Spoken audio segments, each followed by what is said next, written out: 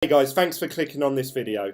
This is actually part of a playlist of me trying to learn the top 100 cryptocurrencies from the CoinMarketCap website. I welcome you to join me in this journey, as well as me doing live videos on news stories that happen on a daily basis. Click the subscribe button down below, and you can also click the little bell notification to get live updates of when I go live. And you can actually jump in, and I encourage you to be part of the Team Glen live chat that we have going during the live content. If you like this style of content, give this video a thumbs up. Also comment down below any thoughts that you may have of anything that I've said in this video. You can also follow me outside of the YouTube comment section on Instagram, Facebook and Twitter, all with the name Glen. Or if you really want to be part of Team Glen, you can actually join in the Telegram group chat, which is in the description down below. Follow that link and you'll be able to chat to me as well as all the other guys that have followed me since the beginning of this journey. And if you really want to help support me and this channel grow, I'm not trying to shill or sell any coins in particular.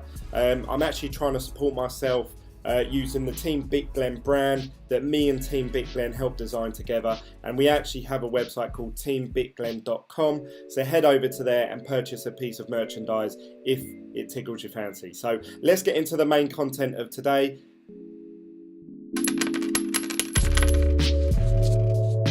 So hey guys, today we're going to be talking about the 7th biggest cryptocurrency out at the moment, and that is Stellar. Now, I didn't actually know much about Stellar before doing this video, unlike the others where I had a rough idea of what it was before I went into it.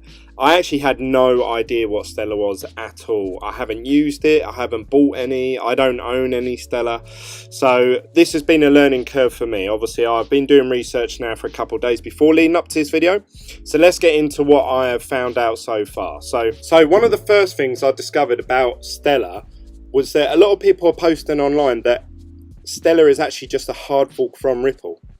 Now, it's fair to say that they're quite similar, but actually Stellar is its own protocol, so it's not a hard fork of Ripple. It obviously just shares a lot of its traits, so they have their own protocol as described by a gentleman called Jeb McCaleb, who apparently is one of the lead developers. He posted back in November 2017, Stellar is not a fork of Ripple, it is completely different code. So that's something to bear in mind when you're reading a lot of people posting online that really it's just a hard fork from Ripple, which isn't the case. And just to show you, if we click on Jed's profile, you'll see here that he's one of the main developer, co-founder of Stellar. So who better than to get it from the horse's mouth? Essentially, they were going to use the same sort of technique as Ripple, but be a more decentralized version. So whereas Ripple obviously is created and also maintained and monitored by Ripple Labs, which is a separate company from Ripple. If you don't know anything about Ripple, there should be a little link at the top of this video, linking to my video that I've done about Ripple, so I suggest you check that out. Now, Stellar's trying to do something very, very similar. Obviously, from what I understand, its original intention was to obviously just be a very cheap form of currency, like low transaction fees and very quick times. The actual transaction time of Stellar is very fast, same as Ripple. Obviously it's peer-to-peer network, and it's not actually run by anyone as such. There's the stellar.org website and team, they help develop it, and they are obviously trying to make a decentralized coin, low fees, fast transaction times. But then since then, IBM have looked to start up with a cryptocurrency to sort of help with their business model of the future of banking. IBM actually chose Stellar. So out of all of the currencies, they didn't actually go to Ripple, they actually went to Stellar, which is a really big teaming up. One of the largest companies in the world team up with your cryptocurrency, obviously then people start to take note. So I had a little look into why IBM would choose Stellar. You have to take this with a pinch of salt because this is from a website that's obviously very pro Stellar, but these are the reasons why they are saying that IBM have chosen Stellar over any other coin. So let's read what they've said here. When IBM was researching which network to build their distributed ledger technology, DLT, products on, they considered Bitcoin, Ripple and Stellar. Why didn't they choose Bitcoin? Bitcoin would have been a non-starter. One, it's preliminary, mined in China. Our clients are not there, and I'll just leave it there. So obviously talking about the potential of China having the majority mining capabilities of Bitcoin. Ripple, XRP from an ownership standpoint is oblique. While we have done work with Ripple, and we will continue to do so, we did not know how we could go without having an asset that is transparent. Quite a strong statement there. They're saying that they have done work with Ripple in the past and they will continue to do so, but obviously transparency is key for them. So IBM ended up settling for Stellar. 5 reasons. Number 1, it's non-profit status. 2, scalability. 3, team. 4, token ownership transparency. And 5, the ability to support any asset type. So Lumens are managed by a non-profit. All ownership is public and transparent to us, particularly going to branches of banks around the world. It seems like the only option. So they're saying that these banks, obviously, before they sign up to any sort of cryptocurrency, they need to see, right, okay, who owns this, who has the say, who has the majority share of them. And with Stellar, they're saying that it's more transparent than Ripple, which again is another huge statement and a big, obviously, kudos to Stellar. I think what's interesting to them is that there is an open source non-profit foundation, so it's very similar to the Linux Foundation, something that is open and neutral. Second reason, scalability. From the scalability and consensus mechanism, we felt it was, for our purposes, the best. They're saying their 4th reason is the lack of token ownership transparency at Ripple was a non-starter. Also important to us was knowing the upfront and full ownership structure of Lumens.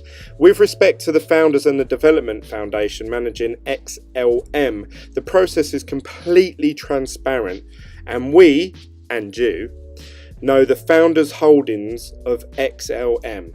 This helps us to ensure that there is little financial conflict of interest as possible. So I think that's a really good thing. 5, we accept any asset type. Currency is a single example. Our vision is to allow the legal, safe, compliant payment using any asset for any asset. You could say we're one-upping on the original vision. So they're the reasons why IBM have chosen Stellar. All very good, valid reasons to be excited about a cryptocurrency. I'm sure you can agree. If IBM are saying that, you should all be taking note. So when they say about the transparency of the coins, I've actually gone over to the Stellar.org website, and you can actually click on how many lumens have been distributed, and you have here the ledger and also how many lumens have been used, where they are, who owns what, so you can clearly see what's going on. So currently lumens, the amount of lumens they created was 100 billion. Massive amount, huge amount of coins. Unlike obviously Bitcoin where there's a limited amount, lumens there's 100 billion. A huge amount. So there are currently 8.14 billion lumens distributed. They have 100 million created or available, and you can see here the distribution progress. You can see that where they've sent what billions to who. So yeah, they seem very transparent. You can see here IBM Brazil. This is in alphabetical order. Very open, very transparent. You can see everything that's going on.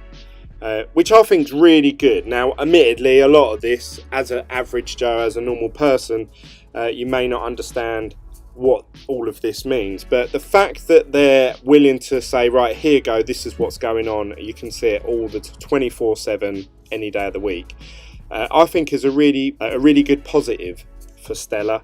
And I think that there should be more of this in the cryptocurrency space. So well done to Stellar for that. So since obviously IBM are getting involved, they want to not only make borderless payments a bit like Ripple. They also want assets for any asset, so gold, silver, exchange for debts or securities of another company. So the possibilities are massive. They also have their wallets page. There's quite a lot of wallets here. They have desktop wallets, mobile versions of wallets, web wallets. So there's a lot of support for Stellar, and I think yet again this is a positive for Stellar. So you might be saying, well Glenn, we've heard a lot of bigging up about Stellar. What are the negatives? What should I be wary of? Well, what you should be wary of, I suppose, is that there's 100 billion Stellar lumens available and only 8 billion have been distributed, and a lot of that I believe was airdrop initial distribution when they first went live.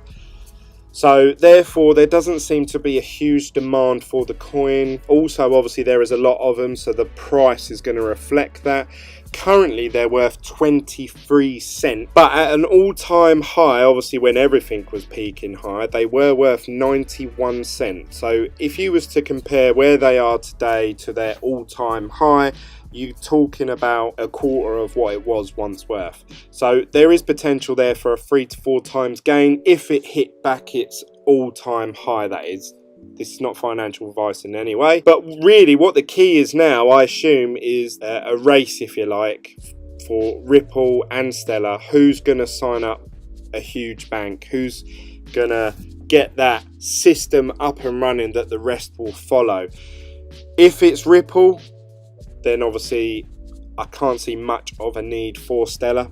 But then if it's Stellar, I can't see much of a need for Ripple. So then who can convince these banks to use their system and their coin to make these asset swaps and borderless payments? They seem so similar, even though their coding has been changed quite a bit. What they're trying to achieve and their end goal seems so similar that you can't talk about one without the other. In terms of obviously value, Stellar is half the price of Ripple. Now if obviously Stellar do sign up major banks to their system using obviously IBM as a partner before Ripple, you can see a lot more return with Stellar, I believe, than Ripple. But saying that, obviously you still need to do it, don't you? You still need to get there. So we're going to see who is going to be the winner out of these two. I think when one succeeds, we'll probably see the other one fade away. Stellar, to me, answers the issues that Ripple have. So they have hard forks from Ripple. Obviously, IBM have teamed up with them, which is huge. It's a huge partnership. And they're more decentralized. They're more transparent. They're more open than Ripple is. And that is one of the big criticisms. Ripple's done really well. I mean, it's the third biggest cryptocurrency out of all of them.